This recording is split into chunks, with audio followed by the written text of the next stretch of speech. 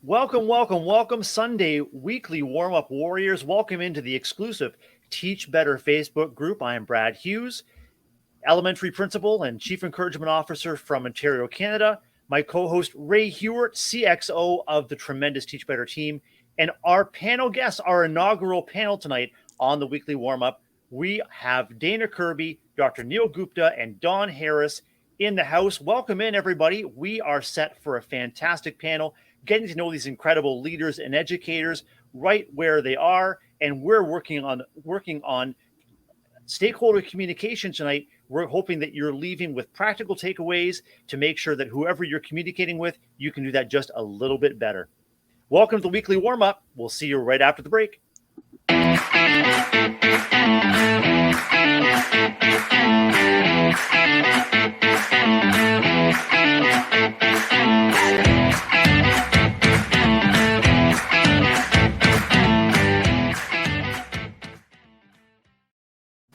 Welcome into the Sunday weekly warm-up, everybody, streaming exclusively in the Teach Better group on Facebook. And my co-host with the most on the Lake Michigan coast is the incredible Ray Hewart. Good evening, Ray. How are you? Oh my gosh, I'm so excited for this panel. We've been talking about it for weeks, and we told all of you that while we're really happy weekly warm-up is here on Sundays, we actually only did it so we could facilitate as many panels as possible. So Dana, Neil, Dawn, thank you for kicking off this, I feel like it was a life goal Brad and I were trying to kind of create into action. Thanks for the invite, guys. So good. Before we kind of dive into too much, Brad, should we do intros? I feel like these are three people that so many people on our network are going to know, but maybe some context in case there's a new face. 100%, Ray. They either know them or they're going to be eager to get to know them. Let's kick things off with Dana. Welcome in, Dana. Hey guys, how we doing? I am Dana Curby. I teach at Evans Junior High School in Bloomington, Illinois. I teach PE and health, 6th, 7th, and 8th grade. This year we have about 800, just under 800 students at our school. So actually our enrollment's a little bit lower. So that's awesome for us. I am looking forward to kind of providing some information with you guys on what my role is kind of at our school and how it can be beneficial for you at your school as well. Dana, thanks so much. How about Dr. Neil? Welcome in. Yeah, good to see everybody. My name is Neil Gupta, and I get to serve as the Director of Secondary Education in Worthington Schools. It's a suburb of Columbus, Ohio.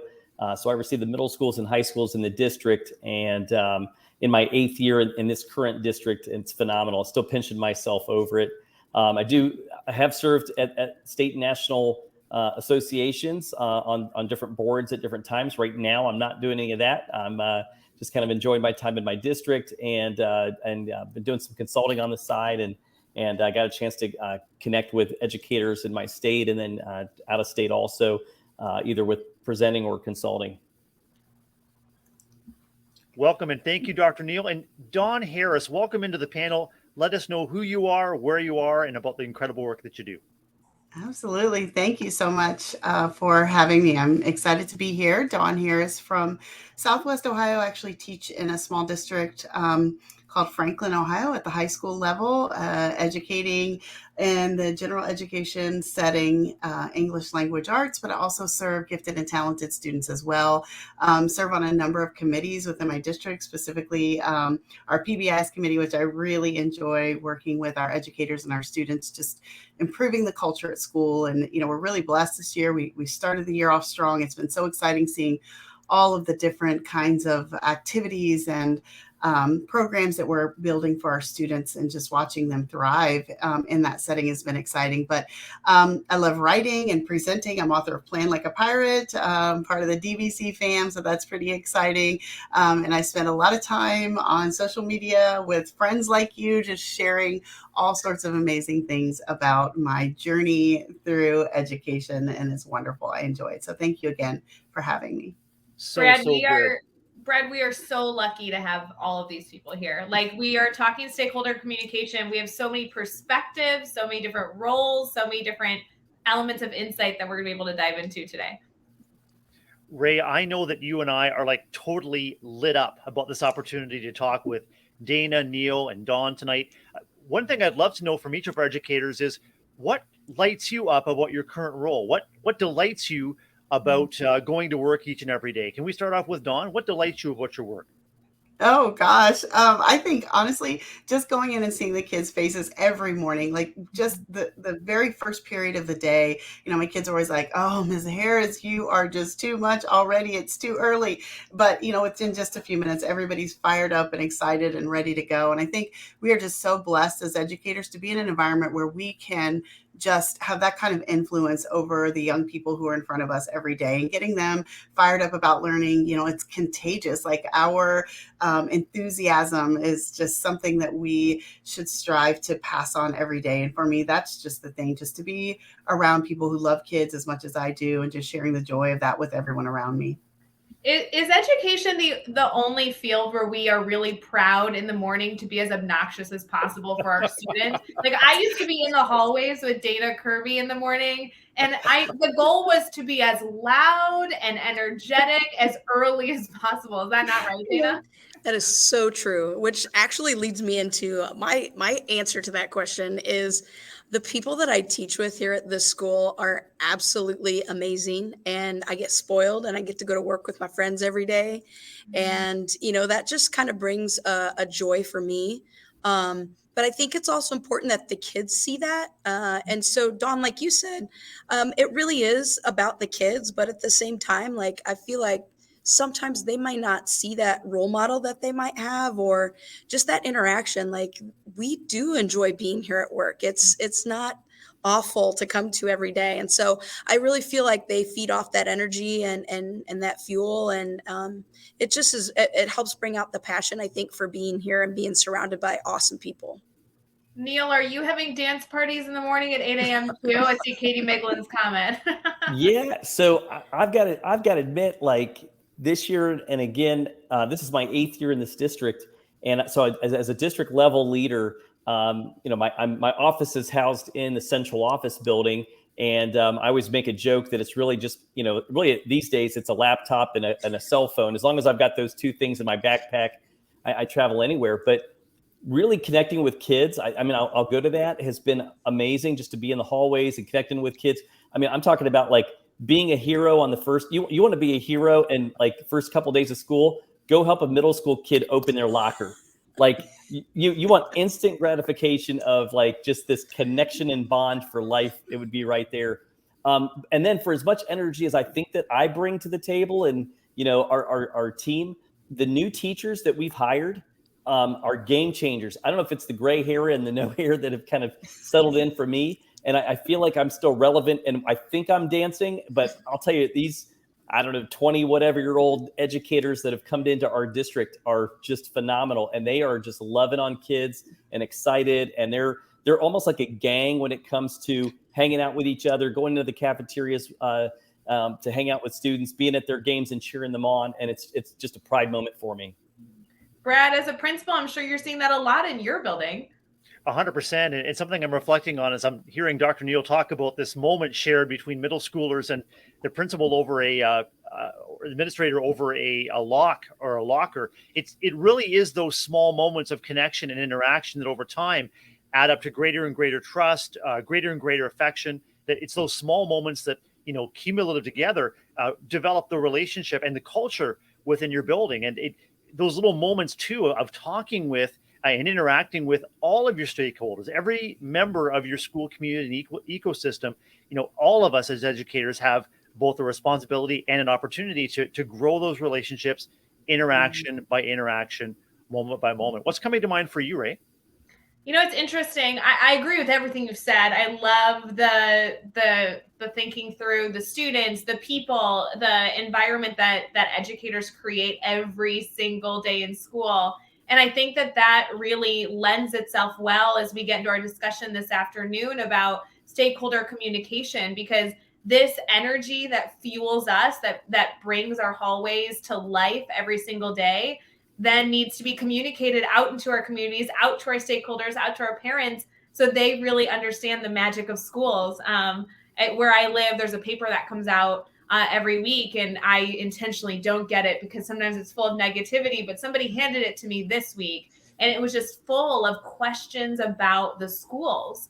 And that made me so sad. I'm like, we can do better. Let's really paint the picture of our schools. What are some easy communication strategies that we can all just share freely here in this space to fix this, so our newspapers are reporting wonderful things about our schools rather than being left with questions. So I'm so excited to dive into this, and I cannot say enough how appreciative I am that all of you are here.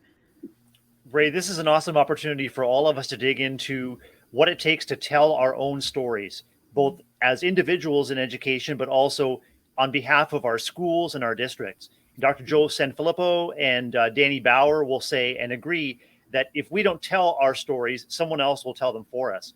In addition, if we don't share information that our stakeholders need, they may jump to conclusions or fill in missing information with assumptions or worst case scenarios. So I'm really excited to dig into who needs to know, how do we let them know, and how do we know if it's making a difference? So we're going to get started with our discussion, but Brad, I feel like you and I need to have a moment. You know how much we love these lame commercial and like transitions. This is one we haven't gotten to click. I get to click a new button today. It's the world premiere of our Sunday weekly warm-up panel. I'm so excited. We'll be right back.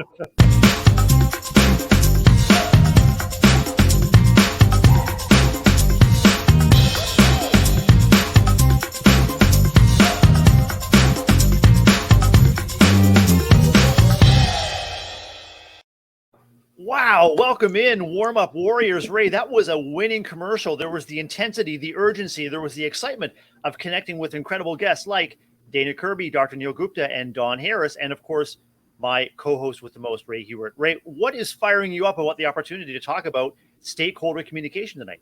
I think that my only goal today, and I'm seeing it a lot in the comments, people need action steps, things that they can start and do as early as tomorrow morning if they have opportunities. So whether you're a classroom teacher listening, maybe you support in some way, you have a coaching role, maybe you're an administrator, I want to try and give it all up. So if you don't mind, like Neil, can I throw it to you and just ask your perspective? I randomly emailed you and said, hey, we're doing a thing on stakeholder communication. Will you come? I'll figure out the details later. And you said yes. What were your initial thoughts? Yeah, so in our school district, our superintendent in his first year as a superintendent, and he brought in all the district staff into the theater. And, my mind was swimming on what's he going to talk about? Like, you get everybody together. I'll be honest with you, here's what not to do. And I was in a previous district and they put the test scores on the big screen. Don't do that. He didn't do that. He gave his expectations as a superintendent, and the idea of like clear is kind. I think that was kind of like, let's just say to everybody, this is kind of what is out there. And he had 6 of them, and the first and the 6th are the same. It is be kind to kids, and he went from there. So just kind of get an idea of the kind of person and the kind of pitch that it was. But one of them was communicate. And he said, I'm going to say it 3 times. Because I think you need to hear it and need to say it over and over and over again. Our community, our students, our parents, our staff need to hear it. And they might need to see it 3 different ways. And so I think what gets frustrating for us at times is we might say, well, gosh, we emailed last week about that, and how come they didn't read it? And, where I think we could all kind of be on the offensive and said, well, we sent that in an email. What he was giving us, I guess the challenge is of, we've got to make sure that we're trying to hit them, whoever it is, where they are. And you might have to do it in three times. And I talked to a group of students once, and I said to them, because I teach a class, I said, do you want me to email you the information, put it in a Google Classroom, or do you want to put it in the GroupMe app? And they all said yes. And I was like, no, which one? And then I realized I had to do all 3 of them. And at first I was frustrated about that. And then I thought, you know what? Like, if it's about getting the message, because all we're really talking about is copy paste. Really, for me, it didn't take that long. And if I really want that information out there, I had to kind of let go of this ego that was in me that says, I'm going to do it my way and you better do it your way, and instead do it, the way that they want. As an adult, for me, I don't need to know the information until I need to know it. So we've got to make sure that we hit them at the right spot for it. So it just kind of gave us that ability, I think, first and foremost, just to step back and think about, how and when are we trying to I guess, approach our stakeholders, and making sure that we do it in a way that's kind. The first reflection, if they don't get it, can't be that they didn't do something. It has to be back on us to say, how can we do it better? So I'll kind of pause. I got a lot more to say, but I also want to learn from Dana and Dawn also. Yeah, I think a couple of things actually, Neil, that I want to tag on with is we have not a large Hispanic population in our school, but our Hispanic population has definitely grown. And that's kind of one thing that we have talked about and kind of made a goal for our PE department actually is how can we make those communications easier for families?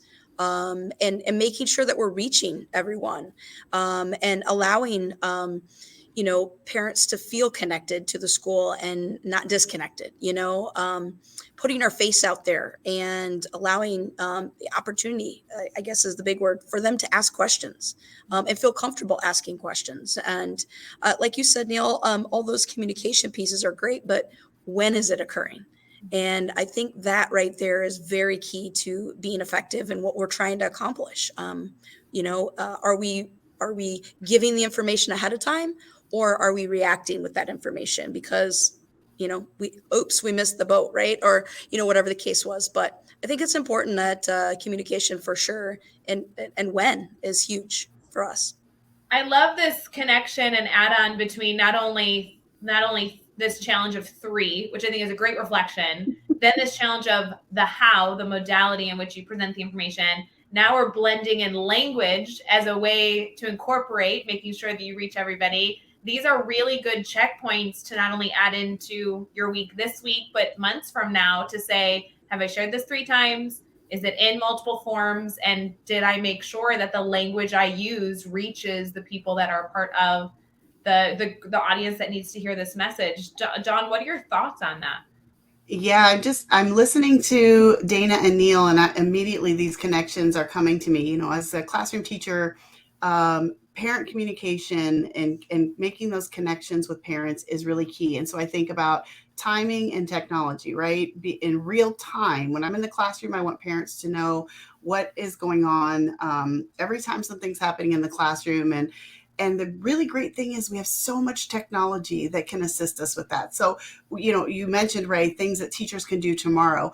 My advice to any teacher is make sure when you go in tomorrow that every parent knows that they can access your learning management system, whether you're in Google or Teams, giving parents access to what's going on in the classroom right away, right? So once they sign up for those notifications, especially with the high school kiddos, parents sometimes they just assume things are going well and the kids are all right, right?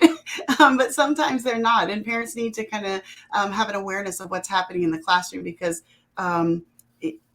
kids aren't always communicating effectively at home. And so for me, one of the things that we do in our LMS, we use Google Classroom. So I have a WDIM deck, right? And all my parents and students are aware of that. What did I miss? So every day that Google slide deck is updated. And if a kid's on vacation or they're out sick, it's more than just the update to Google Classroom and the parent gets a notification, but what can they go in and see real time? And it takes me, I don't know, maybe 2 or 3 minutes, for each of my sections of teaching to get that 1 or 2 slides updated. And it gives the kids some additional information on where they need to go. Is it in Google Classroom or is it in another platform? But really just keeping those students and parents aware at every turn of what is going on in the classroom. And they love it. They appreciate it.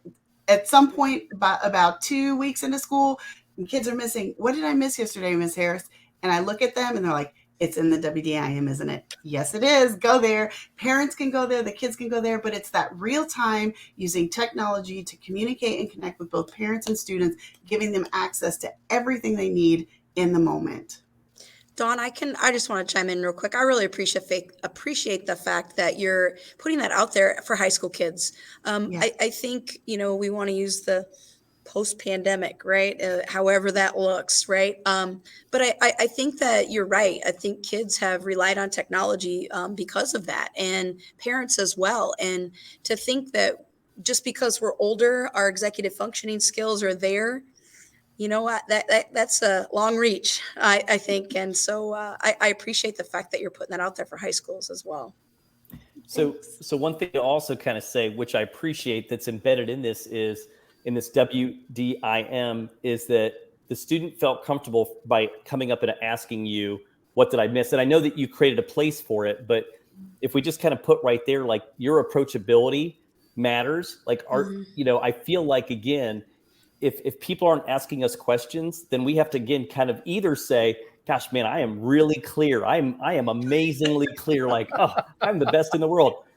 But we probably have to just realize, like, or do I feel that I'm approachable? Like, we really have to almost kind of, and probably it's probably that second one of, when I feel like, when I think about my agenda, whenever I have a meeting and I think about the end of the agenda and I go, gosh, if nobody asks me questions, then I gotta kind of take a little reflection on me, not because I'm awesome. It's the other way around, that people didn't feel like that they could ask a question and not have repercussions of, oh my gosh, I told you that last week. What are you thinking right there? And I think that that's part of that communication piece is people are going to, we've all been there. Sometimes you kind of feel like you missed something, but you're afraid to speak up. But if you're in a good trusting relationship and environment, then you can say it, and there can't be that. So I have to think about my eyes, and I have to think about my demeanor and approach and tone when somebody says, hey, I think I missed this. A staff member, for example, or a parent, we can't just kind of roll our eyes and kind of shrug it off because they won't feel that approachable. But again, we have to be patient, point them back to it again, and know that that's really what the most important part of it is. When we think about stakeholder communication, we think about whether our roles as school leaders or administrators or teachers, we're often the hub for that communication. And I've heard it said that the art of that kind of communication is treating the 100th question the same as you treated the first question. I used to think that, and I still want to demonstrate grace and patience if I'm hearing repeat questions over and over. But as you are all saying, if we're hearing that question 1, 2, and then 3 times, we have to look back at ourselves and say, what can I do differently to make sure that the information is more clear, that it's reaching more people? And I say to my stakeholders, your questions prompt me that others are going to be seeking the same information. So I've got to get out in front of communication. And one strategy I've been trying that I've been really excited to say is working for me is a strategy that I call what else? What else is coming to mind? So if we're able to get out to our stakeholders rather than wait for communication and questions to come to us, whether it's in the classroom or the hallways or the yards or the staff lounge or even the grocery store or the variety store in the neighborhood, if you ask folks, what's coming to mind for you about life at our school? What's coming to mind for you about our classroom? And listen to them and then ask them, and what else? What else is coming to mind? Because often we're in such a hurry to go from one place to another. But I'm wondering how you are engaging in feedback loops to make sure that your communication is having the desired effect or impact, and how are you closing those loops, or how are you addressing those blind spots when they come up? Well, I think one thing that we're kind of addressing at our school is a comprehensive health curriculum. It's a big deal. And honestly, obviously we've met, our district, let's say, has met with a little bit of pushback from some families. And I think the biggest thing is potentially the lack of knowledge, maybe, that is out there, and what is it including? And I think some people are a little bit, I don't want to use the word misinformed, but just maybe don't have all the information. And so our middle schools are working to try to provide that information. So as you said before, I believe Neil or Brad, I forget, when you don't give the information, it's going to be created, whether you like it or not. And it's probably not going to be the complete story, right? There's 2 sides and 3 sides to every story. And so I think that's just definitely one thing that we've really tried to focus on, is being able to provide that communication early. And again, be approachable when questions are being asked, and validate their want to know what's going on, as opposed to not caring or not showing up, and so embracing that as opposed to being upset about that. Dawn, are there ways that you can think of that you're closing feedback loops and making sure that what you intend is actually having the desired impact? Gosh, I would just say what comes to mind for me with this is, as both building leaders, district leaders, classroom teachers, the amount of information that passes through us each day, if we thought about it, right, it can be overwhelming. We think about there are notes coming in from parents. There are emails coming in from people, throughout the building. There's information coming from district to the building that passes through to the teacher that needs to pass through to students, and things that we have to send home to students, with students to parents. Like, there are all of these avenues of communication that we have to keep up on. And we think about really closing the feedback loop. For me, what's really important is having places to go to get the right information. And I think what our building leadership and teachers have come together to create are different places that we can go to get answers without having to create additional communication, if that makes sense, right? If we can go find an answer somewhere on our own and close something up and wrap it up and be done with it, that's great. Trying to eliminate the volume of emails that are coming through by having spreadsheets and charts and things that allow us to go in and see where are kids during advisory, or what kids are in an intervention, or what student is, checked into the office right now. Ways that we can go seek out information that's missing, as opposed to add more into that, the traffic that is communication that fills up our day. Because I was just talking with someone the other day. I think it was like last Monday or something. I think I had by 10:30, like 30 something emails come through, right? And I remember 10 years ago, that wasn't even a thing. Like, yes, we had email, but you checked it at the end of the day, and like you followed up if you needed to. It was mostly just like information. But now we're responding again in real time via technology. And I think we've become very savvy at managing that while doing the whole classroom teaching and leading the building kind of thing. But it's better if we can just find ways to seek out the answers that we need without creating more communication and opening up more loops to have to close. It's interesting. I'm so thankful that with these panels, we're going to do kind of a recap of major points. But Dawn, I just have to shout out the fact that both your answers so far have really been around the concept of creating consistent routines. And I think that that's a really important element of communication. Neil, you brought up the fact that communication is not only verbal, it's also nonverbal. I saw that Liv reinforced that in the comments, but routine is such an important component, and something that was the only way I found some peace with communication, because I think communication can be excessively overwhelming. There's never enough of it. So if you incorporate a routine, whether it be by having the go-to clear spots or having communication daily with your routine of the slides, like that allows you as the teacher to be more successful because it's a part of something that you're expecting. And it also allows the people consuming the information to have that routine and predictability, which we do know is what's good for kids. So, Brad, I want to jump in because, and piggyback off what Don was talking about.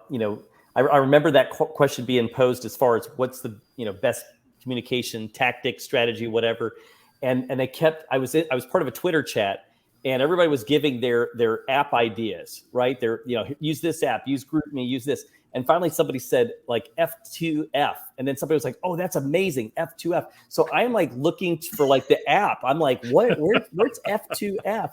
And face to face. And it's so funny because I think that we are kind of searching for like that's the silver bullet. And we're kind of looking for the one that's the most efficient and the most whatever. And then I had to kind of like be brought back to kind of reality of like nothing gives up, the face to face. And so I think the anchor for us is, you've got to build in the structures that Don talked about and make it formal, but also informal. Like we call them like key communicator groups. And we've got external key communicators that are a group of parents that might be in, might be staff members. We call internal key communicators that we meet with monthly. And then we have student groups. And I'd love to say that it can't be your student council group because that's not the cross section. So we have to somehow remake the Breakfast Club movie so people will understand. Like we want that cross section of students. But I'll tell you what, and our superintendent, again, I'm bragging about him. Like he says like, you guys can all district leaders come into the meeting, but you're not there to defend, because I'll listen to students say things like, well, how come the district doesn't? And then it's things that I've actually communicated myself personally. And I'm starting to kind of, I want to defend and I want to defend. And I have to remember like, okay, it just wasn't clear. So what can you learn and what can you glean and become that like, person that kind of mines for the data. And so when I go into the lunch, I've turned into talking to students and telling them things and asking them about whatever, but also saying things that that I'm kind of personally overseeing and asking them for feedback. Like, hey, did you hear about this? Did you hear about, what do you think about that? And I'm always constantly looking for some things that are going to help me out.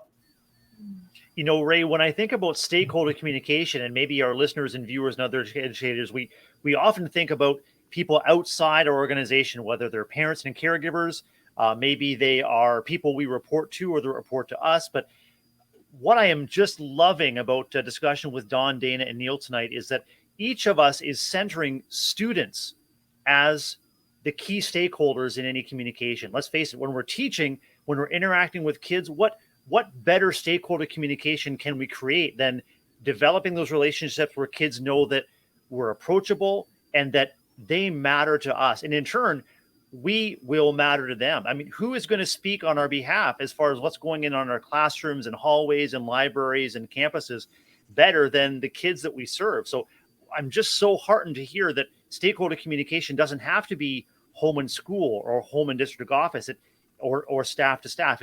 It's about centering communication, positive communication, loving communication with the students we serve every day. I just love that. I wonder if that would be an interesting activity to either do with the full staff or with your department, or however you choose to kind of be a leader within a group, and say, I wonder if you can remind the people around you, your colleagues, who those stakeholders are. Really reinforce the fact that it's not just parents, it's not just community members, but staff to staff is included, leadership to staff is included, staff to students are included. Because to be honest, that there's been so many discussions so far tonight that I was like, oh, we've been talking about stakeholder communication for weeks, and I haven't thought of that perspective at all. And I think it's such a wonderful opportunity that we have here on Sunday Weekly Warm Up. It's not about having all the answers, but is there some lens or some element of perspective that we can wear proudly tomorrow to say, yeah, I was already ready for the week because I'm an awesome educator. But with this little tidbit of an hour-long discussion, now I feel like I have gained new perspective to be even more successful headed into my week. I think one thing that I've kind of taken from this conversation actually already is, like you were just saying, Ray, the staff to staff communication. And, I get the luxury of servicing all 800 students in my school, right? And so here I have this opportunity to reach everyone. We have I don't want to say a large turnover, but since COVID has occurred, we're in this rebuilding kind of phase, or restart kind of phase, right? And so we have a lot of new teachers that have never seen maybe how my department specifically works. Teachers are the worst about bragging about what they do. You get inside your room and you do amazing things, and then that's it. We don't want to, you don't want to talk in the hallway about what awesome just happened, right? And so, you got to make sure that you push in yourself. And I guess this would be my take from here. Push yourself a little bit and try to allow the other people in your school just to know what you're doing.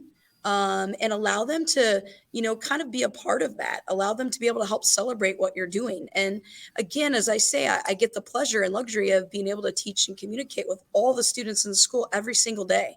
So we had a team specifically. We have 2 6th grade, 2 7th grade, 2 8th grade teams. And we had a team specifically that was kind of struggling with their team that week. And I said, come on down, let's talk. Let's have them all together, and we'll be here and allow that communication to occur, not just in your classroom and on your team and your pod, but, including us in that as well, because obviously our department has such a social aspect of it. So, providing those opportunities to reflect and celebrate and allow people to, be a part of what you're doing also is a great way to allow that staff to allow that communication to continue. And I agree completely. And I think something we need to also include in those conversations with our peers about all the great things that are going on is how we're empowering students to self-advocate.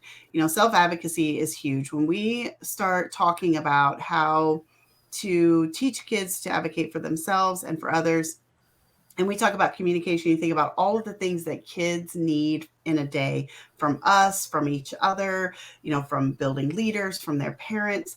When we can teach them, right, how to problem solve and seek answers on their own, we are going to teach them to be excellent questioners, but also, Neil, it goes back to what you said about being approachable earlier. We're always going to be approachable for them, and they're always going to know that they can come to us with questions and seeking answers and whatnot. But what if we figured out ways to help them go and get their own answers, and to take that communication, on a different path where they're communicating with one another about their needs, and sorting through those together is so empowering for them. And I think those conversations that you're talking about, Dana, that we're having with our peers, if we share those kinds of experience, hey, listen what this kid did in class, like he was helping this other student, with a problem with something from math. Or I heard a student ask about our conversation class the other day was honors diploma. And someone was like, go to the student handbook in the Google Drive. It's on page 32 or whatever. Like, and I didn't have to answer that question. I was like, oh my God, yes, this is awesome. And so and even communicating then if they didn't know where it was, Ms. Harris, can you this is exactly what I need. That advocacy piece is so important. And I had someone just yesterday actually asked me, like, if you're going to describe, I think this is a great question for us all to reflect on. If you're going to describe for a sixth grader in 20 words or less what advocacy is, what is that? What does that look like? And that was just a great bit of reflection for me, because that puts it in the simplest terms for us, right? We can talk about that as educators together and say, okay, this is what I think it looks like, and come up with that common definition of advocacy for our kids and use that throughout the whole building. And so I think it is important for us to talk, to empower our kids to be self-advocates, so that communication that is extra really isn't there. Again, those routines, Ray. Love it. Brad, I feel like this discussion has flown. I don't want it to be over, but we do have one extra section we wanted to add specific to our panel day, where we really get into the nitty-gritty of those action steps. So we'll kind of transition here and come back to each one of you and say, yes, I know you've shared a lot. Yes, we've shared our reflection even on what's been shared. But is there a challenge that we can give to our community that they can do as soon as tomorrow, especially this week, to kind of reevaluate and refresh their communication from any lens you choose? And then hopefully our viewers here and our Teach Better family can either choose one or maybe all of them to kind of take action and be a little bit better on communication. Brad, what do you think? Ray, I love a good challenge. And I love setting up our warm-up warriors for practical strategies that they can take away as they turn the corner on the weekend and as they look ahead to a great week ahead. So good. We'll be right back for this little quick recap and those really important action steps to all hold ourselves accountable.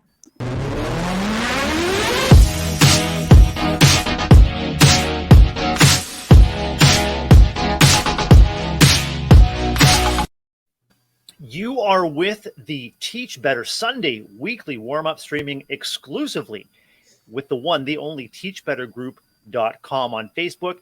It's Brad Hughes and Ray Hewitt from the Teach Better team with our guests Dana Curby, Dr. Neil Gupta, and Dawn Harris. And we are wrapping up a fantastic conversation on stakeholder communication. As we were coming to the end of our previous segment, I was reflecting on the fundamental nature of communication and how it's changed from transmissive, where we would send home a newsletter or and like a single email or something we put on the lawn sign, to interactive. And that's reflected in all of the ways that we communicate as educators through social media and through other ways of interacting. And I think that also represents a fundamental shift in how we come to understand education, from transmissive, the sage on the stage, and the kids are vessels to be filled with our knowledge, to interactive. And all of our guests, and I think back to Dana talking about, the approachability, the interactivity. Do we want to a community of transmission of information, or do we want to grow a community of interaction where every stakeholder has a role to play in making things better and better? This is our opportunity for our guests to let us know what they think we should be thinking about, a challenge that we can take on as we look ahead to the week ahead. Ray, what's coming to mind for you in terms of that challenge? I'm excited for these challenges. To be honest, I think this is a perfect spot to either reiterate a challenge that was shared previously to really ensure that it sticks in our community's minds, or a challenge that we may not have gotten to just add another layer. But there are so many to choose from this dialogue. So I'm actually nervous that we'll miss some. You guys have to go back. If you're popping in now and you missed the conversation, make sure to go back and listen to the whole thing. Well, the interactivity allows us to keep in touch with our guests tonight, Ray, or with either of us. If ideas come up or challenges come up or setbacks come up, how can we work through them together? Maybe I'll shift things over to Dr. Neil Gupta for your goodness. What's your takeaway and what's your challenge for our listeners tonight? Yeah, my takeaway is I think Don kind of put the light bulb on for me about just the idea of just that the consistency piece that we have to be thinking about and making sure. And you put words around this idea about the what did I miss that I really liked. Just having that section that's in there and having it consistently in that one spot. I think for me the sharing part is. And I can tell you where I got burnt. Where I get burnt is I communicate early and I don't realize the magnitude of this thing that we're about to communicate needs to live outside of that one email. And it's not fair for people to have to go back and hunt and find it, and then it becomes also this thing where whatever information is, and I'll give you an example in a second, it seems to sometimes snowball. I don't realize it at the time, but then it snowballs. And then, and then you kind of go back and you feel like you're piecemealing this thing as you go along. I think the learning that I'm having, and it's one of my counterpart that I work with, his name's Rob Messenheimer, and he's got this brain that when we sit down together, he constantly is thinking about the future, about, if it's for this Friday's, homeroom or something like that, that's one thing. But kind of Dana talked about, the health curriculum sort of thing, or I'm thinking about graduation requirements of this complex thing, this beast, this animal. And there was a 75-page State Department document that we had to kind of look at to understand it best. And I remember, I brought in our principals and our counselors, and we developed a graph. I told them to draw a visual graphic representation of what does this 75-page thing encapsulate. And so they got, markers and paper, and they made some cool posters, and I was patting myself on the back. We had a great day that day, and I went home and had a good night's sleep. And the next morning, one of the principals took that and actually went back into Canva and created this graphic with made them icons. And then we started having this thought of well, gosh, now it's on one sheet of paper. 75 pages is on one sheet of paper with these icons. And we said, wouldn't it be great if you could click on it, each icon, and you could open up for more information when you need it. I don't need all 75 pages right away, but if I want to know more about it, when I need to know about it, then I'll be able to go to it. Well, so then it kind of luckily we just kept playing in the same document. And then a year later, somebody said, well, okay, so that's the information about the state requirements, but what's Worthington's, how is it going to happen and look like in Worthington? So we just added information in that icon, and it became a one-stop shop. And what I'm most proud of is, and it's our counselors and everybody else that's, will kind of keep me on my toes and say, if they have a question and I answer their question, they're like, are you going to put that in the document? Are you going to put in the document so that we keep this living and breathing document that stays outside of Neil's head or on Neil's computer, and it's shared with families, but in this clear, crisp way? And I think that, again, we got to keep thinking about that end user, and we can't just say, well, I emailed that last week. And so I would say a couple things. Visuals, representations, I think are important. And things that kind of, sit in a public place for everybody to have access to are going to be important. I love that. Can I jump in? Because Please do. That was really awesome. I'm sitting here listening to all this just amazing stuff. And I think what we're all really talking about in this stakeholder communication is breaking barriers to learning, right? Because that's what we're in, the learning business. And it's whatever way, whatever method that we can use to kind of get the information across to whoever needs it is what's really important. It's whatever it takes mentality, right? That's what it is in education. And, I love that, you mentioned the one-stop shop idea, Neil, and then this idea of approachability. And Dana, you talk about, timing and getting out in front, but also working in real time simultaneously. And there's just so much to kind of convey. And I think for me, it's just making sure that I have access to everything that I need to, and everyone that I need to have access to be an effective communicator, right? Where's my one-stop shop for each of these things, and who do I need to communicate with directly to get the information across? And so what I would say for classroom teachers, first and foremost, because you know what, we're right there with students, from the second that we set foot in the door, go in tomorrow, whatever your data management system is or your grade book, go to your classroom, find your students' parents' email addresses, click send emails to all those and say, here's our classroom code, and send that out. Get those folks in your classroom, basically in your learning environment, so everyone knows, parents, stakeholders included, what was missed. It's there. I think my challenge and my takeaway is, be a good listener. And we're coming off the end of a weekend, and we would love to say we've walked in students' shoes over the weekend, and what we've been through this weekend and what they've been through this weekend could be drastically different things, right? And we definitely need to move forward, but we can't be content first driven, unfortunately. So we got to make sure that our kids are there, not just physically, but mentally as well. So if it's that extra, time to, as I stated before, listen to a coworker in the morning, and be that person, that listening ear for them. And maybe you change their day. But be that smile, just say hi to kids in the hallway. I think that creates that, Neil, as you talked about earlier, creating that welcoming feeling and that ability for kids to feel comfortable to come ask for something. And Dawn, again, you said, be that consistent place where information can be. I always try to make sure I'm out in the hallways in the mornings, and specifically before school. In between classes, yes, but specifically before school, because you can kind of really get that pulse of what's happened over the weekend and what's happening, even if it's means showing your face during lunch for 2 or 3 minutes. But I think that's my challenge, is make sure you be able to work outside of your classroom, put your face out there, and allow kids to see you for you, on your good days and bad days, but allow kids to see you, for sure. All right. Wow, Ray, talk about a one-stop shop for reflection, interaction. I'm jumping in. Go ahead, Neil. I got to jump in on something, because Dana, please do. Like you used it. I know it's like time, but like you used the idea of listener, and I think we did miss that. And I don't want to let that go, because you just caught this vivid story. I think is appropriate. I remember I was walking into my assistant superintendent's office, and I had this draft paper I was working on. And I remember I wanted her to read it and give me some reflection and some feedback. And so I walked in. I'm walking like 5-6 steps away from her desk, and I said, "Will you proofread this for me and give me some feedback?"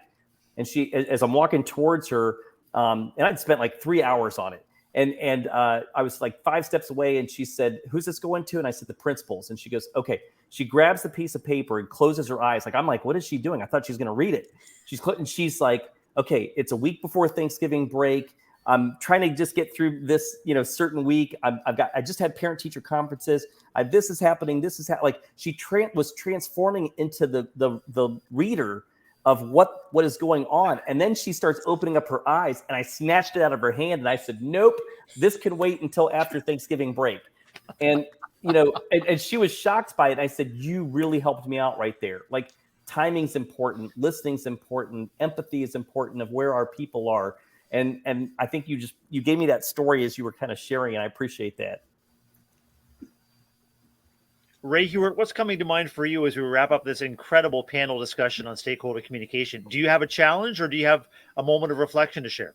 I think there's been so many challenges. My challenge would be to go back and re-listen to this and write down all the challenges, because there really have been some actionable steps that we can take, and I don't want to make sure those go overlooked. But I will say, Brad, this is exactly what we wanted. We wanted multiple perspectives coming together to talk shop in an approachable, safe space where our community can be better from this conversation. So I'm just so appreciative that to be honest, while I so appreciate you all being here, which I've said 9 times, I'm very, very appreciative that Brad is the one who is really an advocate for making these panels happen. And I'm so happy and proud that our team has made that a priority this year. So thank you, Brad. I so appreciate it. Well, thank you all. And together we're better. And I've had the privilege of both participating in and moderating a number of panels, and just the energy and the grace and the goodwill and the great thinking and the great practical strategies that people bring into the space is truly inspiring. And